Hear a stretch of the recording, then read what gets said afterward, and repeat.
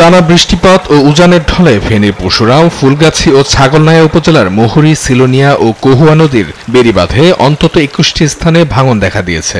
বুধবার রাত থেকে প্রবল স্রোতে চিথলিয়া ও মির্জানগরের বিভিন্ন এলাকায় পানি ঢুকে পড়ে। এতে ফসলি জমি ও বসতঘর ও সড়কপথ ব্যাপকভাবে ক্ষতিগ্রস্ত হয়। বন্যায় পানিবন্দী হয়ে পড়েছেন জেলার কয়েক লাখ মানুষ। 131টি স্কুলকে আশ্রয় কেন্দ্র ঘোষণা করা হয়েছে, যেখানে আশ্রয় নিয়েছেন প্রায় 7,000 মানুষ। এসব কেন্দ্রে শুকনো খাবার, বিশুদ্ধ পানি ও চিকিৎসা সেবা দেয়া হচ্ছে।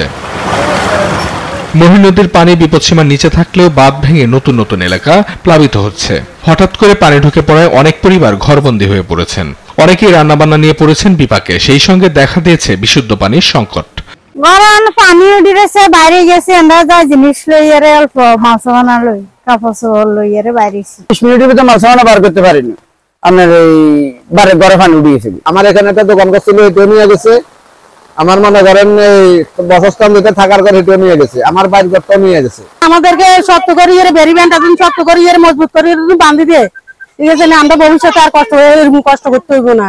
জেলা প্রশাসন ত্রাণ কার্যক্রম জোরদার করেছে। ঝুঁকিপূর্ণ সবাইকে নিরাপদ স্থানে সরে যাওয়ার অনুরোধ জানানো হয়েছে। প্রয়োজনে সেনা মোতায়েনের প্রস্তুতির কথা জানান জেলা প্রশাসন। উদ্ধার তৎপরতা, ত্রাণ কার্যক্রম, এখানে কিন্তু বেশ কয়েকটি বহুমাত্রিক ম্যানেজমেন্ট আছে।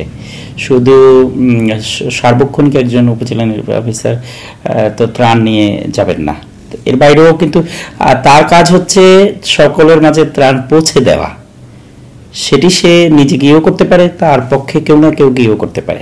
দ্রুত ও সমন্বিত ব্যবস্থা না নিলে পরিস্থিতি আরও জটিল আকার ধারণ করতে পারে বলে মনে করছেন ভুক্তভোগী ও এলাকাবাসী। অঙ্কন চৌধুরী, নিউজ ডেস্ক, দেশ টিভি।